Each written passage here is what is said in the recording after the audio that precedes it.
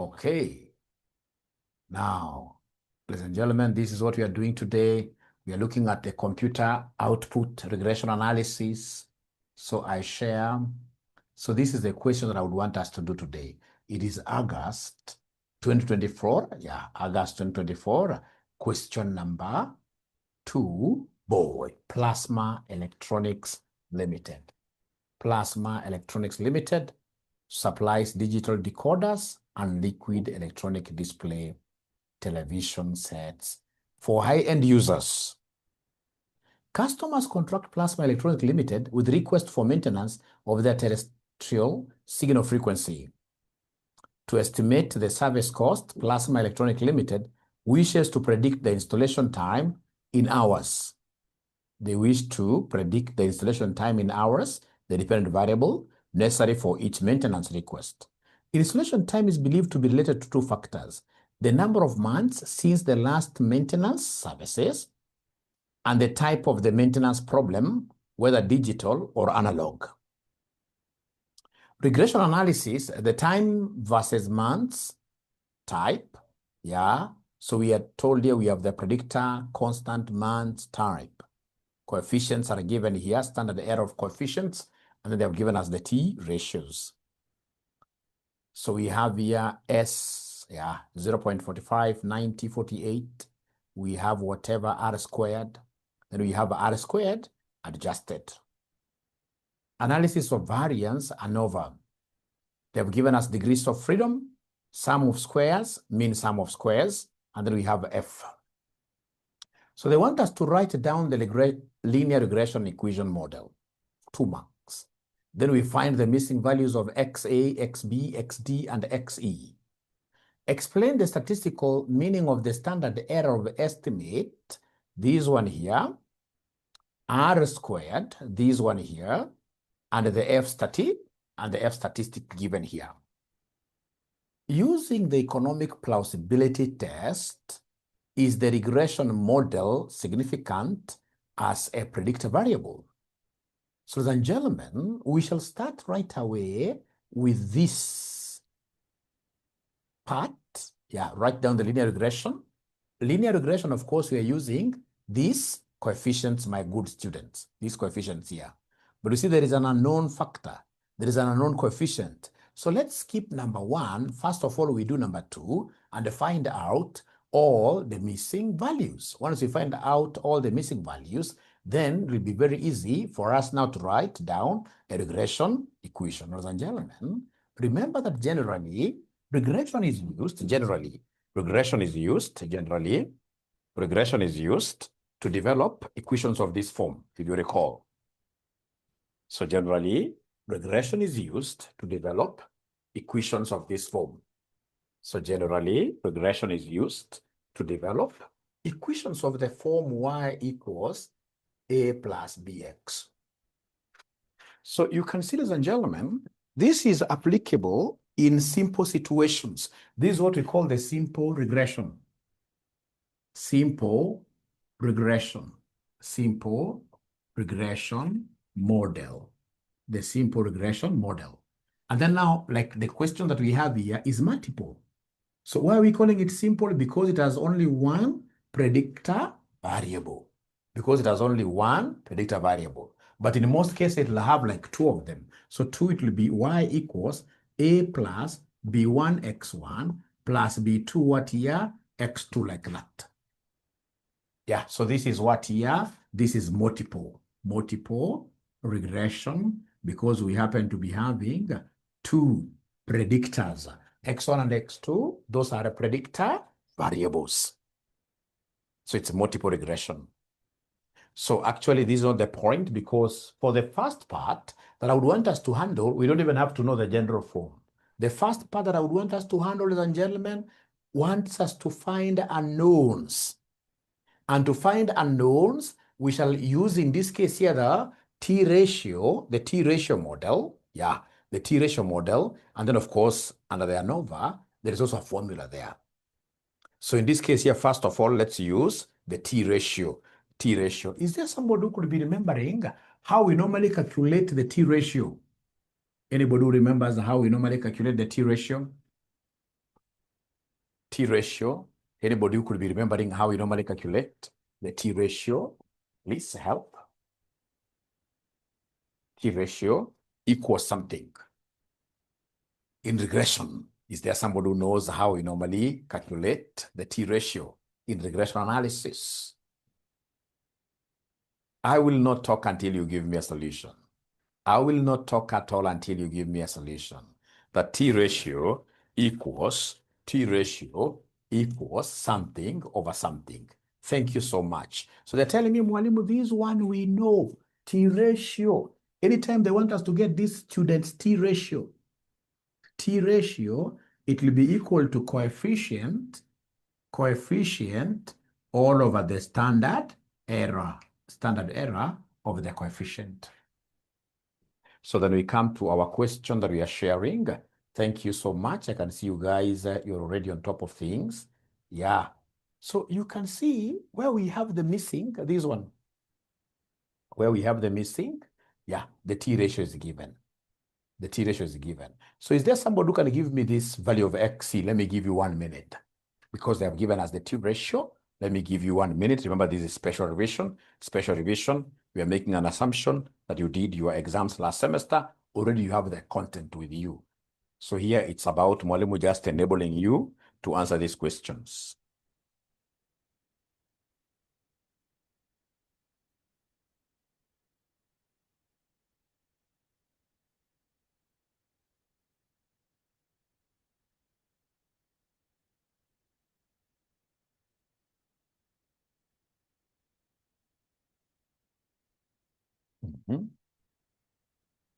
Waiting to see whether there is anybody who will be able to get the T ratio. T ratio. Is there anybody who will be able to get the T ratio?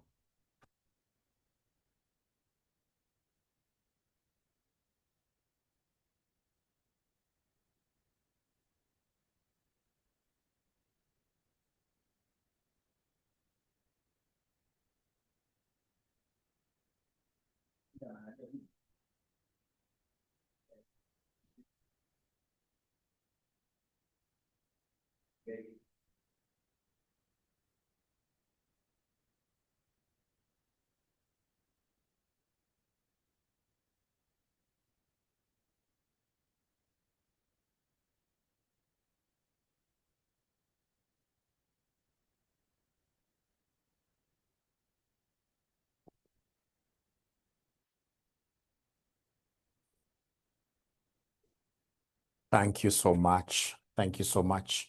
I can see there are trials here. You see the T ratio here is 4.02.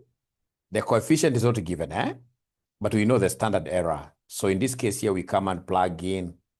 So you're saying that the T ratio is 4.02. The coefficient is what is being provided, or rather is what the examiner wants you to calculate. All over the standard error. So standard error, ladies and gentlemen, I just have to reshare back this for me to confirm that the standard error you can see for this, the whole row, is 0.3141. 0.3141. Yeah, 0.3141. So you have here 0.3141. And therefore, XC will be equal to, 4.02 times 0.311 if you cross multiply, which at the end of the day will end up giving us that great answer that most of you, 18 students were able to get it right. Yeah, 1.26, 1.2626, like that. Great. Great. So is that good enough, ladies and gentlemen? Then we have to agree whether you guys want us to round off to 2 decimal places or 3. We have to agree. Or 4. So that we will be able to be uniform, all of us. How many decimal places do you want us to work with? Remember, the more the better. Minimum 3. Yeah, let it remain 4 like that. Thank you so much. All right. So then we look at the others. So the others that we have there, still we are answering Roman 2. So Roman 2, like now you can see here, there is an XE. Can somebody tell me what do you think are we going to do to be able to get this XE? XE, somebody abracadabra. Please, no, there is an XB. Sorry, there is an XB here. There is an XB. Let's first of all get this XB that I'll be able to do very fast because I can see it is for this month row. For this month row, already we know the formula. I don't even have to give you time to do it because I've seen you guys are very good. So for this month row, I can see the T is 6.20. The T is 6.20. The coefficient has been provided as 0.38, 762, all over the standard error, and the standard error there happens to be XB. So then yours will be to make XB the subject of the formula. Yours will be to make XB the subject of the formula. So come and cross multiply, so it will be 6.20 XB equals 0.38762. Therefore, XB will be 0.38762. Divide this by 6.20, which ended up giving you, ready guys? You're getting,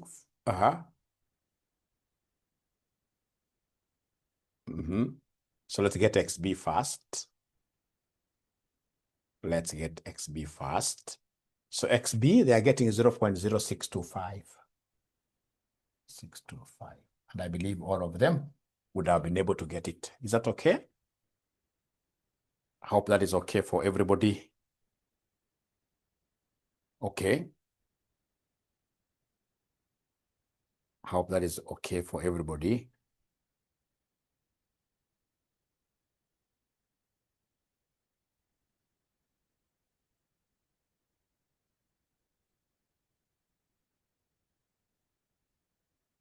Then we have this XE. XE. So then can you kindly tell me what is the value of XE, somebody? If you don't know how to explain, just tell me the answer.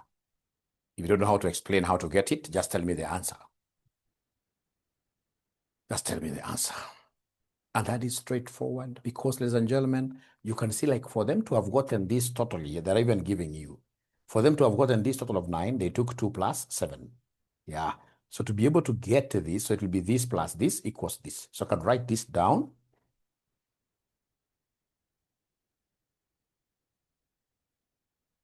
Yeah, so you're saying that 9.0009 plus XE equals 10.4760.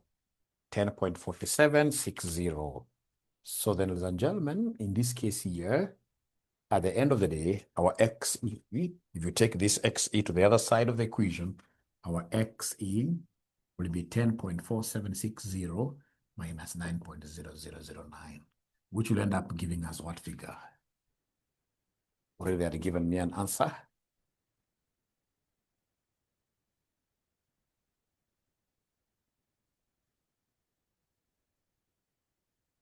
So XE is 1.4749.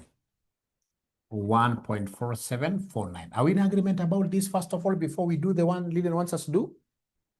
Are we in agreement regarding XE? XE, yes. XE is like that. And ladies and gentlemen, we come straight away to this one here, XD. So like XD, what do they want us to do to get XD?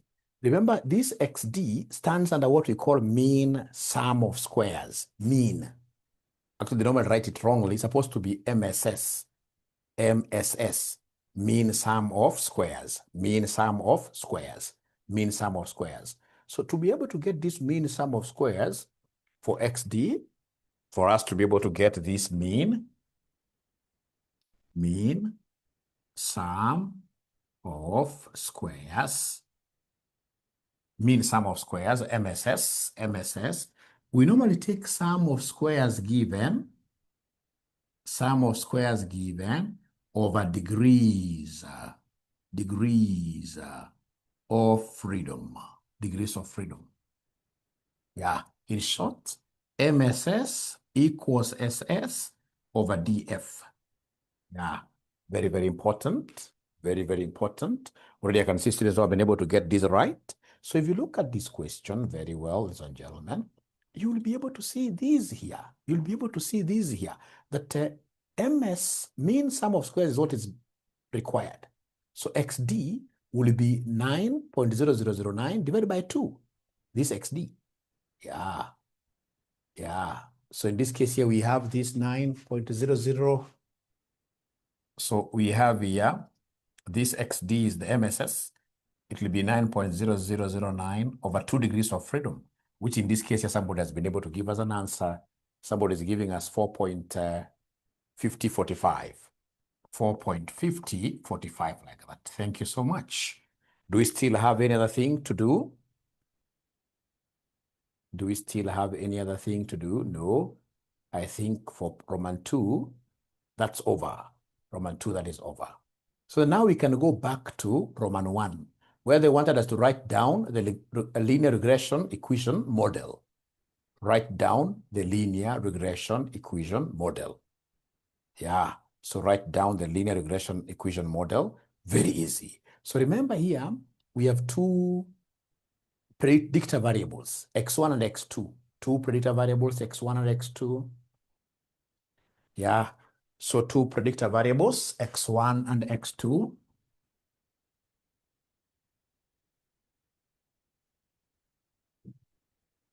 So we have here y equals a plus b1 x1 plus b2 x2. So remember, this a is the constant coefficient.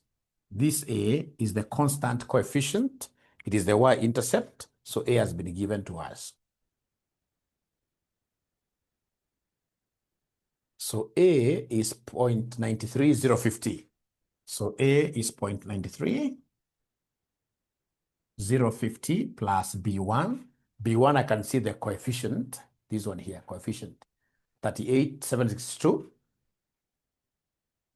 762 x1, and then plus b2. Is there somebody who is able to remind Mwalimu what we got as b2? Anybody who is able to remind Mwalimu what we got as b2? Not b2, but x2. This one here. For the missing. We got this value. We got this value. We got this value. We got this value, x2.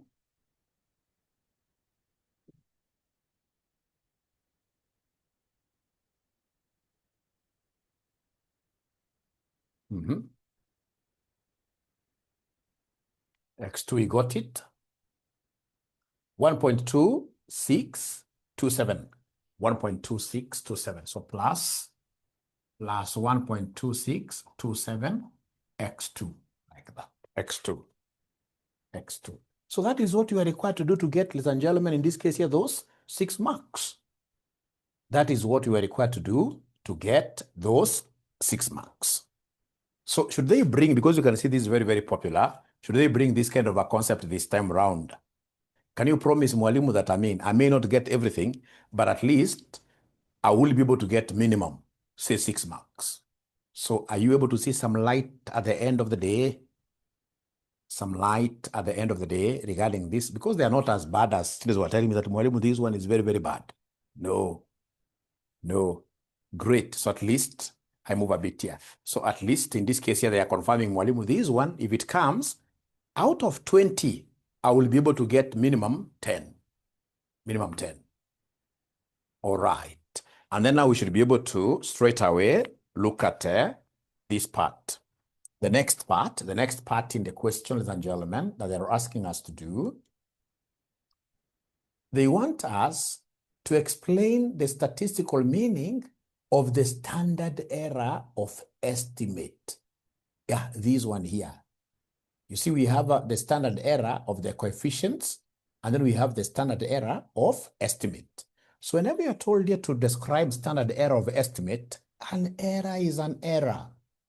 An error is a deviation between actual and what you predict and the predicted.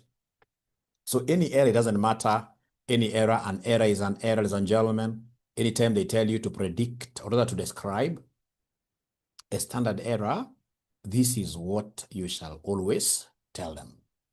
So whenever they tell you to define a standard error, yeah, tell us there that standard error measures the average distance. measures the average distance, measures the average distance between the actual observation,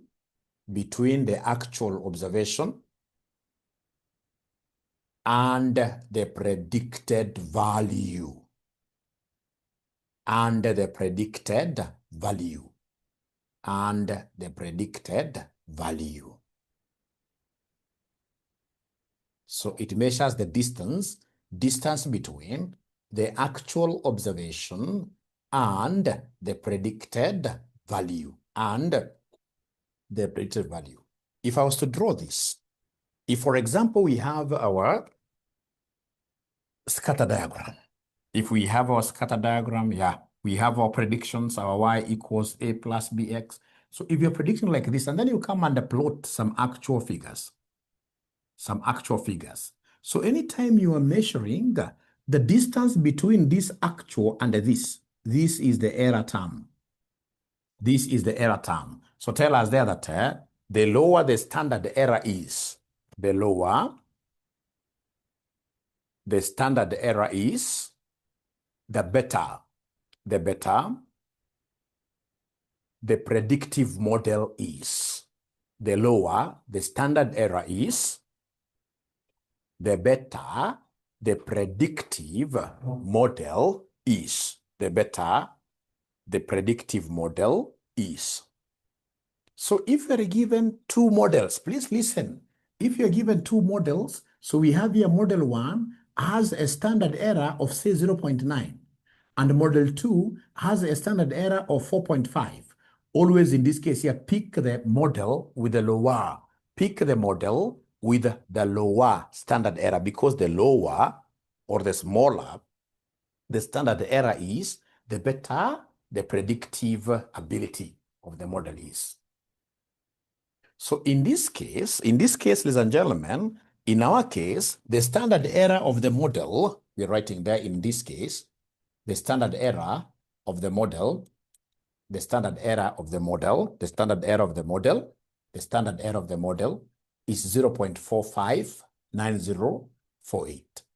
The standard error of the model is 0.459048. So we will not be able to compare it with anything else. We haven't been given another standard error from another model. So it will be very hard for us to make any comparison. The most important thing, ladies and gentlemen, was for us to explain the statistical meaning of the word standard error. Standard error is the distance between the actual and the predicted. Yeah, it is that deviation. Yeah, deviation, distance between. The moment you describe like that, and then you say that the lower it is, ladies and gentlemen, the better the model is in terms of prediction, then you are good to go. Then from there, ladies and gentlemen, they want us to estimate, or rather to describe R squared. R squared. So please write there R squared, then you underline. And then we should be able to do what here? We should be able to describe it. We should be able to describe it. So once you've been able to write R squared title, remember it is 85.94%. It is 85.94%. 85.94%.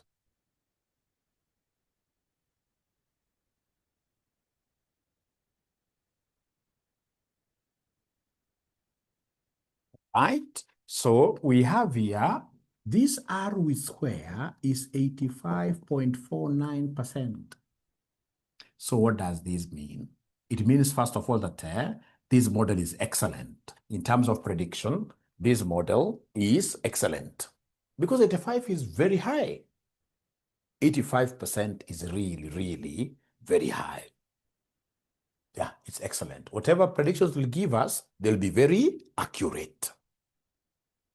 All right. Ladies and gentlemen, once you have written like that, then remember that this R squared stands for what we call the explained variance proportion. The explained variance proportion. Again, the higher it is, the better. the ability of the predictive model is. The higher the R square, the better. The higher the R square, the better the model is for prediction.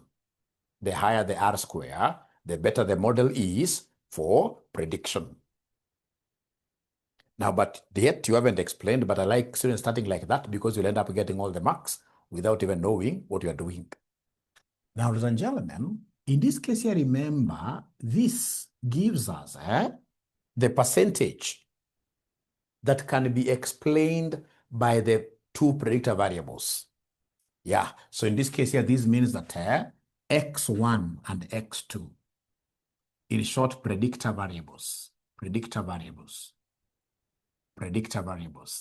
yeah, can explain 85.49% of the changes in the predictor, in the response variable. And really, this is very good. So approximately 14%,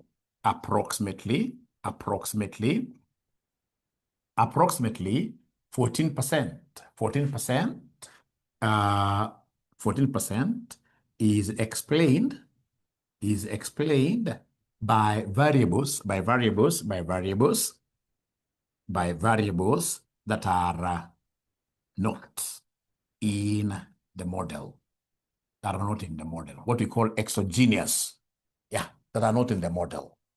Yeah, this 14 is still allowable. Don't start burning your resources looking for that other variable to make this 100%. No, 85% is still well accepted. So, ladies and gentlemen, up to here, have you been able to follow? Have you written whatever we have been able to describe? Have you written? Great. Don't let me down. Because whenever they bring these questions, all of them in this case here are what here? They are the same. They're the same. You'll never get like a regression question that is really very different. No. Yeah, the standard error amount. Standard error amount, the one that was given.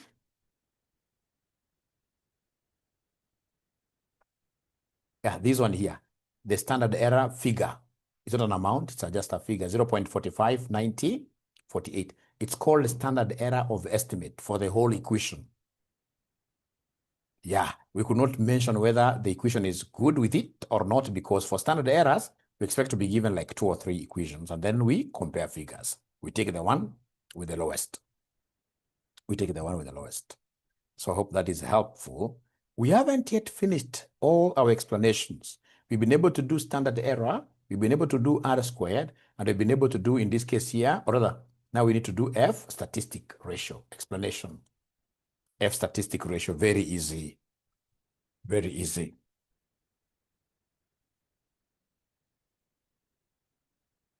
Remember, I told you that we have got 2 types of hypothesis tests. We have a hypothesis test, for various variables, for the variables that we have. And that hypothesis or a significance test, hypothesis like this. That significance or hypothesis test is what we called, or rather we said, we shall be using what we called T statistic when we are looking at individual components. You know, an equation is y equals a plus b1 x1 plus b2 what here? X2.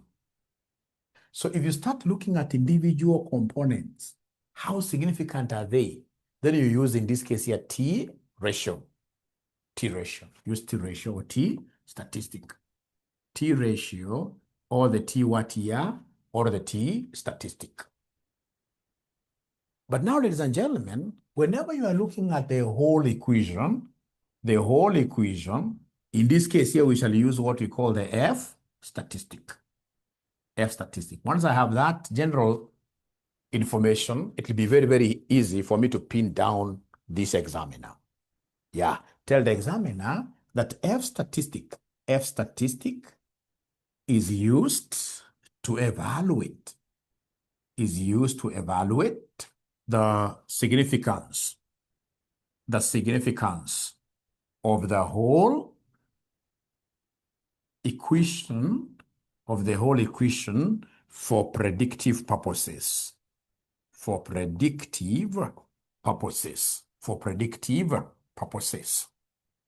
The whole equation. So is the whole equation significant? Yeah. And then remember, if I were you, I would cram. First of all, the formula. Is there anybody who knows how we normally compute F ratio? Anybody who could be knowing how we normally compute F ratio? Somebody remind us, how do we compute F ratio? Anybody who can just remind us, how do we compute this F ratio?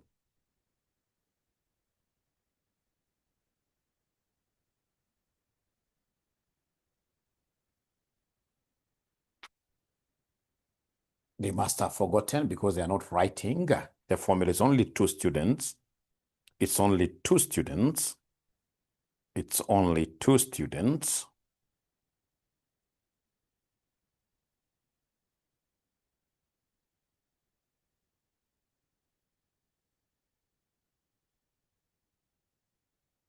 It's only 2 students who are able to confirm the formula for getting F ratio. Now there are 3. Now there are 3. Now there are 3. Thank you so much. Yeah. Thank you so much. Yes. Thank you so much. Thank you so much. Remember the formula for getting F ratio. These are the things you write to demonstrate broad and deep understanding of the subject. So in this case here, we have explained. Yeah. MSS, explained, mean sum of squares, all over unexplained. All over unexplained. Mean sum of squares. Explained, mean sum of squares, all over unexplained, mean sum of squares. Now, if you remember from the analysis of variances, ladies and gentlemen, that we introduced here, we said, whenever you look at analysis of variances, these are ANOVA. You always have 2 types of variances. We have regression, which is explained. Regression is explained, and then we have the residual error, which is unexplained. And then we have the mean sum of squares. So let me write this. So we are saying here the types of variance.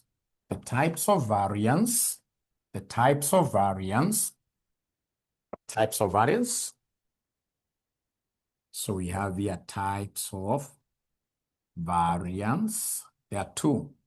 We have regression. Regression is what we call explained. And then in this case here, we have error. Error is what we call unexplained. And if you look at keenly, the examiner has given us the MSS. The first one was unknown, but we were able to get it as 4 point. Can somebody in this case here remind us the mean sum of squares? For the explained, for the regression, we had already been able to get this. 4.5045. This means sum of squares, XD for the regression. So we have in this very good. So we have 4.5045. 4.5045. How about the unexplained?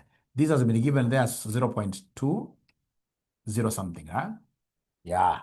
The unexplained MSS has been provided. We can share the screen again for us to be on the same page. Yeah, you can see it is 0.2107. 0.2107. 0.2107. 0.2107. So then I can easily get this F ratio. To get this F ratio, we normally take 4.5045 all over, in this case here, not normally, but we normally take the explained mean sum of squares all over unexplained mean sum of squares. Can somebody in this case here give me the final answer? Nobody told you to calculate it, but you want to demonstrate that you have gone to a good school. Yeah. 21 point something, isn't it? 21.36, 21.36. And you can see now this is what they did to get that F. This is what they did to get that F. Ladies and gentlemen, tell us there that the model is significant.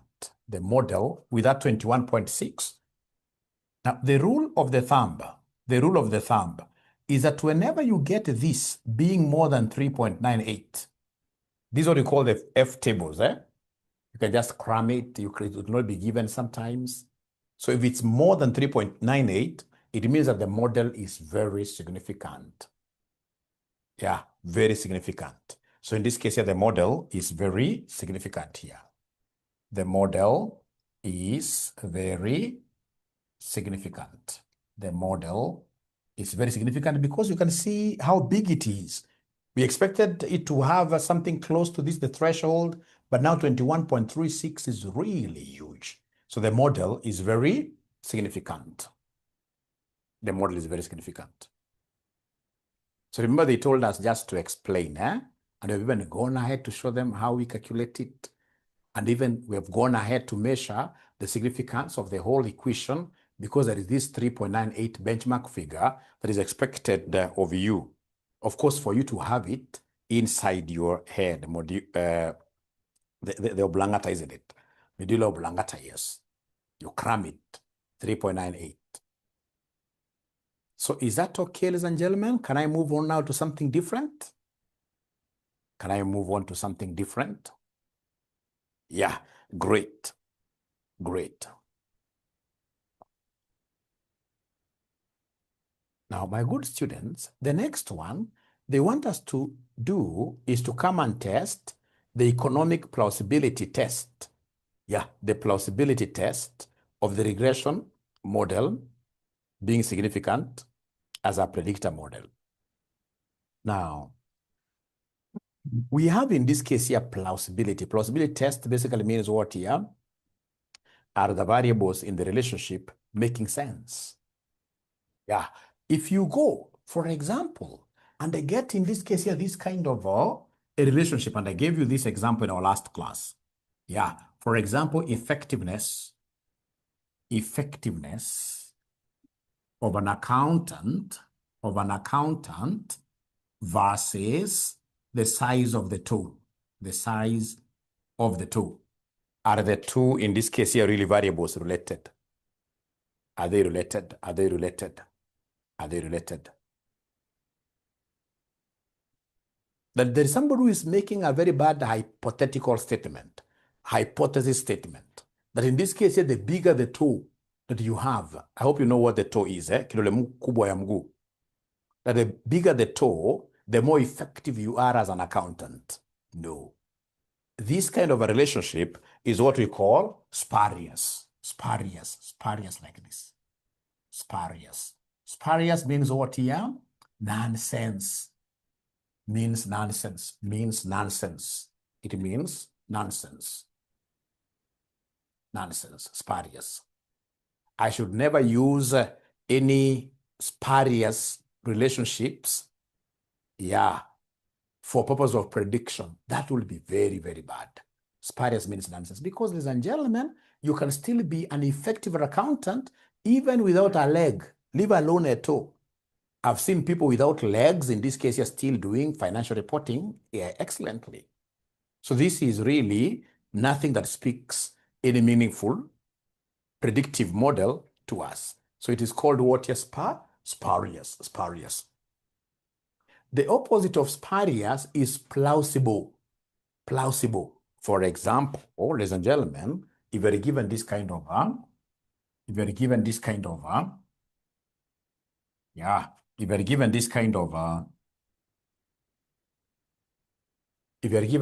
of relationship, we have here, maize, output of maize as a function of rainfall. As a function of rainfall.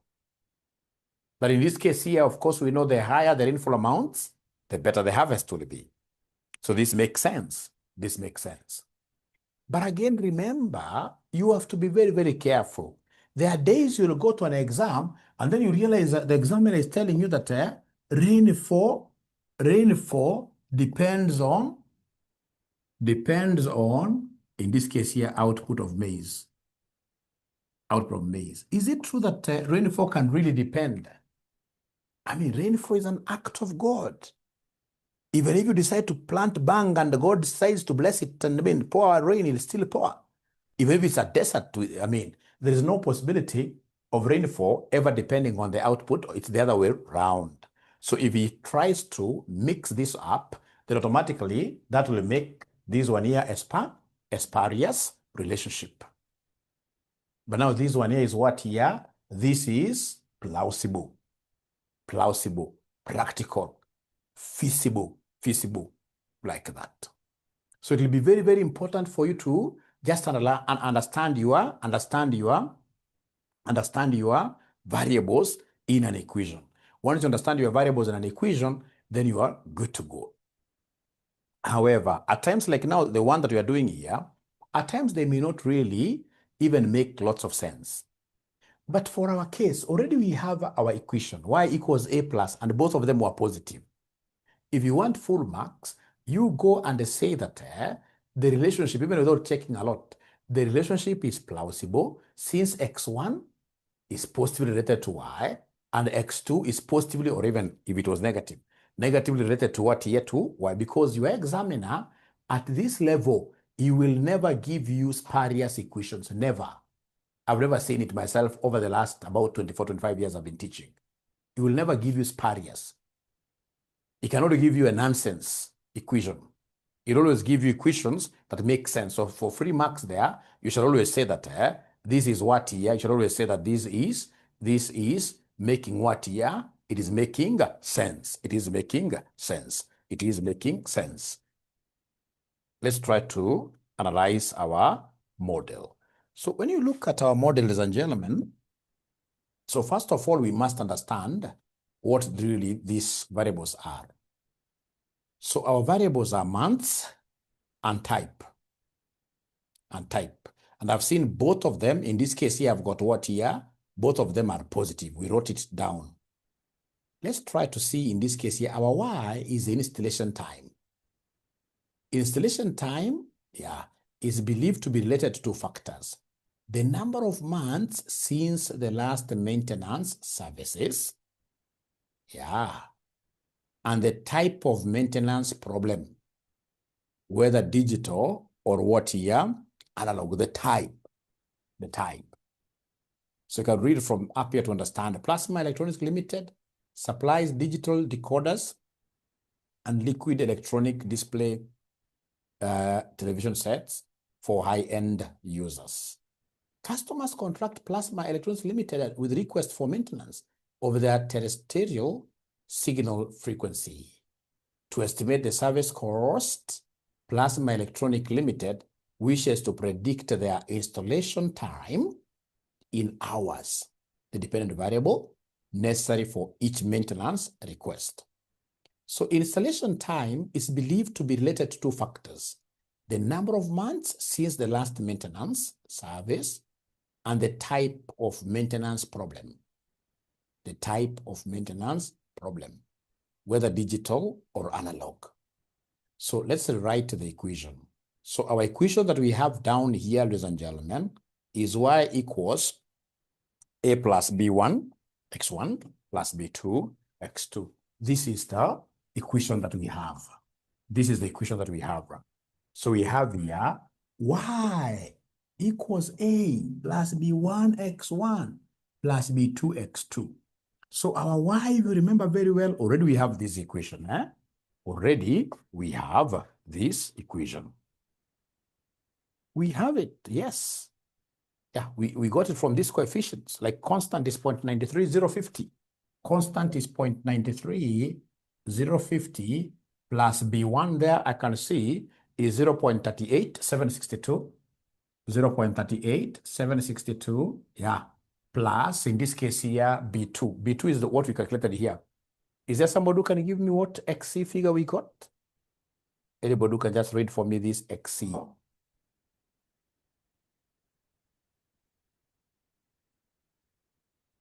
Yeah, 1.26 whatever, 1.26 whatever, X2. Yeah, this was X1, like that. So meaning in this case here that installation cost equals 0.933050 plus 0.38762 months plus 1.263 type.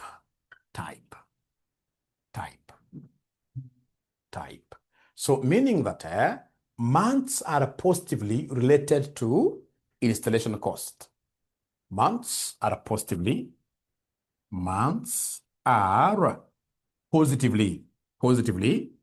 related to installation. Tell us that this is plausible. This is plausible.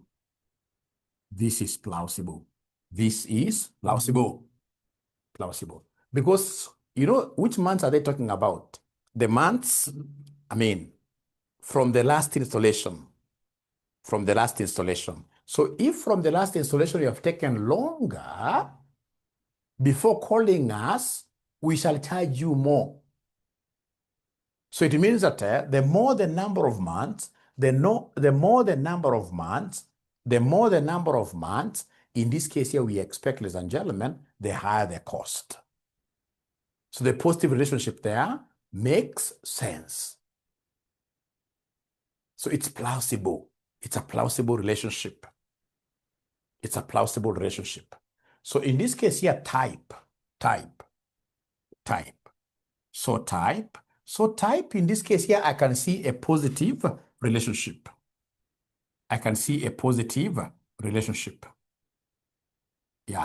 can see a positive relationship. Remember type, it's between what and what here? It's between digital. Yeah, if you read there are two types. If you read here,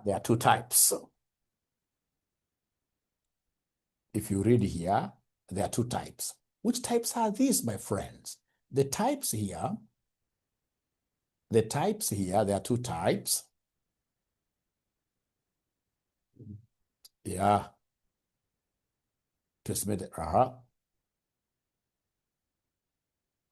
Two factors, his last maintenance service and the type of maintenance problem, whether digital or what here, analog. So now here they are not very, very clear. You know, at times they can be very fast for us to fix a digital problem. And of course, in this case, it can take us what here, longer, if you are working on what here, an analog problem.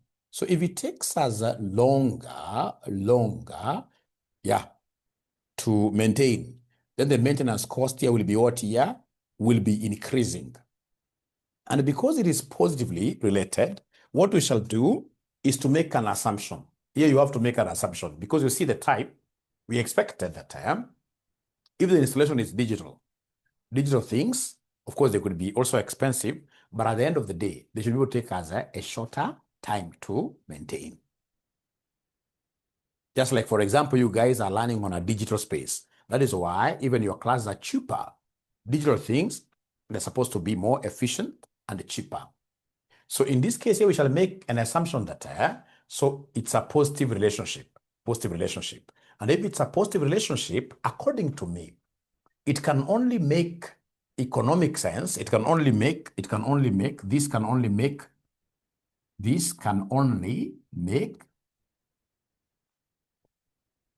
economic sense if the analog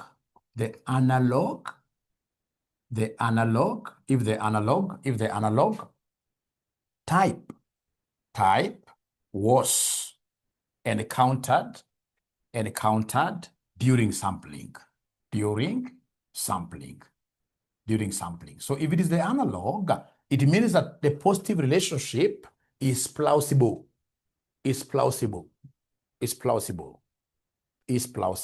If it is digital, the positive relationship then could make this what here? Could make this not really make lots of what? Lots of sense. But the moment you write it like that, let me tell you a secret. Whenever they ask about this plausibility, you simply don't even want to know so much. You come and say that the gradient here is positive, so it is positively related to the y. Say this is plausible. The gradient here is positive, so meaning that x2 and y are positively related, you say it's plausible. Without a lot of explanations, you'll be able to get all the marks there. After all, students don't write so much in this kind of questions. They don't write so much in this kind of questions. So is that okay, ladies and gentlemen? Is that okay, ladies and gentlemen? Have you been able, it's not about perfection. Perfection is very costly. If you go for perfection models, you will never really succeed. Even as a lady, if you want to be perfect as you're doing your makeups, I'm so sure you'll not be able to get out of that house. Yeah, if you can reach 80, 60, 70%, you walk out. Yeah. Yeah, at least you've known how to do the F, you've known how to do whatever. Yeah, so like the digital part, ladies and gentlemen, remember if it was digital, taking shorter time, then it would mean that it would have had what here? Negative relationship with this. It should have negative relationship. But if you start now making that kind of an argument, you may lose marks. The best is to say that this thing is positively related. The type is positively related to that. It's plausible, and you'll be able to get whatever marks were allocated to the question. So is that okay? And if it's okay, ladies and gentlemen, then in my next class, I will be able to start on what we call learning curves. Learning curves. The students in this case who haven't made a choice to join RCM, this is the place. And this is our number. Call us. Yeah, please call us and we shall be able to teach you this most interesting subject. So my next class, which will be tomorrow, I'll be starting with learning curves. And then tomorrow, of course, now we'll be able to go full. So it's my hope you've been able to pick something out of this session. And bye-bye. See you again tomorrow. Yeah, we shall be able to upload them in the LMS. They are recorded. Like this one has been recorded, yes. Yeah, great. Welcome, Brother Milton. Bye. All right, Mercy, bye.